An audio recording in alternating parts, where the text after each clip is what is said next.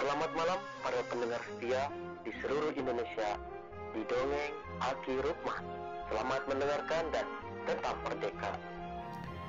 Assalamualaikum warahmatullahi wabarakatuh. Bismillahirrahmanirrahim. Allahumma sholli ala sayyidina Muhammadinil fatihi lima ukhliku wal khatimi lima syabako nasiril haqi bil haqi wal hadi illa siratikal mustaqim wa ala alihil haqqa qadrihi wa miqdarihil azim amma ba'd. Bapak Ibu dan kawan-kawan sekalian, kita cerita tentang kebijakan gubernur. Ya, segala kebijakannya, wabil khusus terhadap program KB.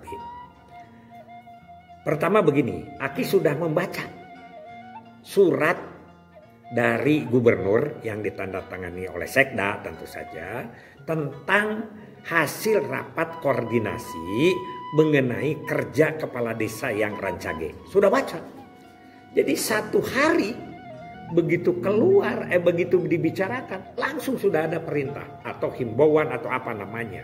Pokoknya ada surat gubernurnya yang mengatakan bahwa kepala desa itu harus rancage. Apa itu rancage? Insya Allah besok akan kita bahas di forum budaya. Tapi sekarang Aki ingin bercerita masih tentang bagaimana seorang gubernur yang memakai filosofi budaya Sunda. Jadi benar-benar dipakai kalau Kang Dede itu. Bukan hanya omon-omon begitu ya. Di tengah hiruk pikuknya, pro dan kontra, betul nggak apa-apa. Kata Pak Amin itu, ya Pak Amin guru Aki yang dari Subang itu, kalau kita hanya mengguguk kepada orang-orang yang selalu mengkritik, kita bahas, kita lawan, kita tanggapi, malger di gawete.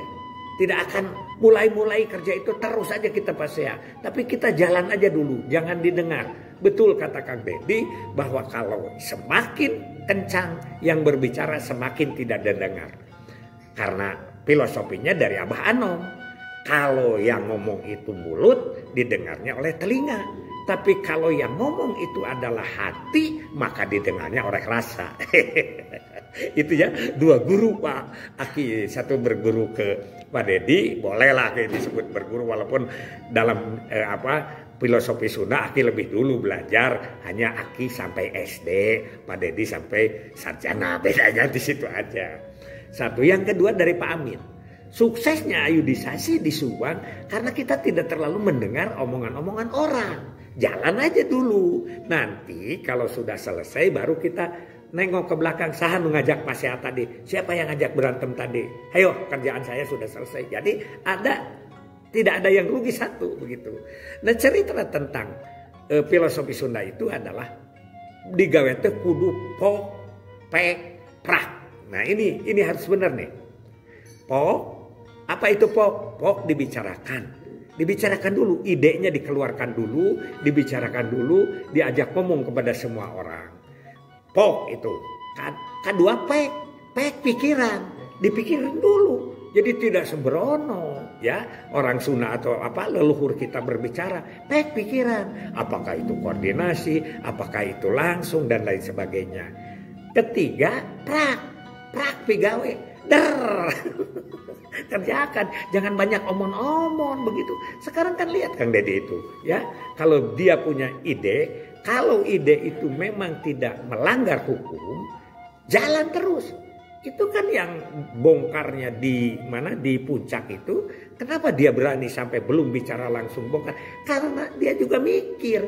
Karena yang sekian hektar itu tidak, atau sekian ribu, ya sekian hektar lah, itu tidak ada izinnya. Wong mereka juga melanggarnya tidak izin ke kita. Kenapa kita harus izin pada mereka? Der aja begitu. Itu filosofi Sunda, ya begitu. Kecuali yang ada izinnya, baru itu kita bicarakan. Kan tidak dibongkar semua tuh. Seperti pembongkaran yang di Bekasi itu. Itu begitu, ya. Popet prak, ya. Yang tidak izin dulu juga dia bikin rumahnya itu tidak izin ke kita, bahkan melanggar gitu ke negara maksudnya ke kita itu. Begitu caranya. Jadi popek prak. Aki masih mengingat kepada beberapa kegiatan KB Kang Dedi. Satu adalah dia itu ngariung di buruan orang lemur. Itu langsung motivasi perorangan, ditanya segala macam. Selain daripada program-programnya semua. Dan di situ langsung ada pelayanan. Jadi pelayanan disiagakan, dia bicara langsung. Kalau memang ada yang belum ber-KB, kemudian berminat, langsung dilayani. Kontrasepsinya tergantung pada apa saran dari dokter yang melayani atau dari bidan yang melayani. Itu satu. Jadi ngariung buruan orang lemur terus menerus. Yang kedua, yang agak unik itu adalah Kang Dedi itu begitu Purwakarta mendapat mobil unit penerangan KB, Mupen KB. Itu dari pusat, dari DAK begitu. Langsung beliau itu meminjamnya dipakai oleh beliau sebagai sarana kerja dan disetirin sendiri begitu, berbulan-bulan keliling dia itu kampanye memakai Mupen KB. Itu kan luar biasa, jarang saya Aki orang peduli sampai ke menyetir sendiri jalan-jalan kemana-mana. Itu luar biasa. Yang ketiga yang ya Aki tetap masih ingat adalah yang pelayanan Ayudi itu. Jadi ketika Aki minta di Cibungur, mungkin kalau di Cibungur keliling-keliling di situ. Tapi begitu dipindah ke Bojong, ini kan sudah dibahas. Dipindah ke Bojong, itu KIE kepada masyarakat kecil. Jadi yang kelewatan 16 km itu tersosialisasi, termotivasi tentang KB. Semua orang dikerahkan sampai ke sana. Jadi ada macet, ada apa, itu adalah public opinion. Begitu. Aki punya guru lagi nih. Siapa? Dr. Nurudin Sulendraningrang. Itu kepala BKKBN Subang tahun 80 sampai 84. Itu bos Aki. Dia mengajarkan Rukman kalau ada kegiatan KB itu harus sampai macet. Harus sampai orang bertanya-tanya ini ada apa, ini ada apa. Begitu kata Pak Nurudin. Kenapa dok harus begitu? Itulah. Aplikasinya apa? Aplikasinya adalah penutupan hari KB di Marengmang. Di Marengmang Kalijati ya. Di Kaliangsana itu di Marengmang. Itu sampai 25.000. Ya kurang dikit lah gak apa-apa. Tapi kita ekspos 25.000 pawai Ayudi. Mobilnya Pak Kusnadi sampai menabrak portal dan lain sebagainya. Banyak kejadian. Dan menteri yang datang itu beberapa orang. Itulah yang disebut dengan public opinion. Jadi Aki sangat setuju bahwa kerja Kang Dedi yang popek prak.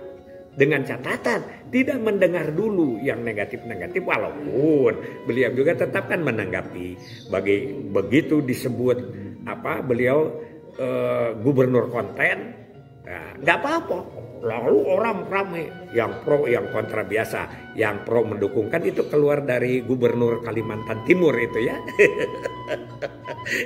Tapi dia menanggapi ya bahwa dijelaskan dengan kontennya dia sebagai gubernur yang diberikan kepada masyarakat, maka ada anggaran yang terefisiensi sebanyak 47 miliar. Yang biasanya biaya publikasi itu di Kominfo itu 50 miliar, sekarang menjadi 3 miliar. Dan dia itu adalah terus update. Belum tentu kalau yang melalui Wisata Fairs, Jumpa Fair, ya itu Aki jadi penmot lama di BKKBN, apalah gitu ya. Mudah-mudahan segala sesuatunya ini menjadi hikmah buat kita semua. Yang jelas BKKBN harus siap dengan popek prak, jangan banyak teori. Tapi bukan berarti serondolan, bukan. Peknya itu. Jadi bicarakan idenya, keluarkan ya supaya orang paham. Pek pikiran oleh semua. Yang ketiganya prak, dan waktu itu tidak boleh lama. Itu saja dari Aki. Jadi sekali lagi menanggapi sekarang begitu gencarnya tentang pola kerja. Karena ini menyangkut dengan terutama dengan RKP. Di surat itu jelas itu. Siapa poin-poinnya ya. Silakanlah baca, itu kan sudah beredar tuh. Aki juga dapat surat itu kiriman dari adik Aki yang sekarang menjadi PLT, Kepala Badan Pemberdayaan atau Kepala Dinas Pemberdayaan Masyarakat Kabupaten Purwakarta Alit. Sekian dulu dari Aki. Hasbunallahu wa ni'mal wakil. Ni'mal maula wa ni'man nasir. Wassalamualaikum warahmatullahi wabarakatuh.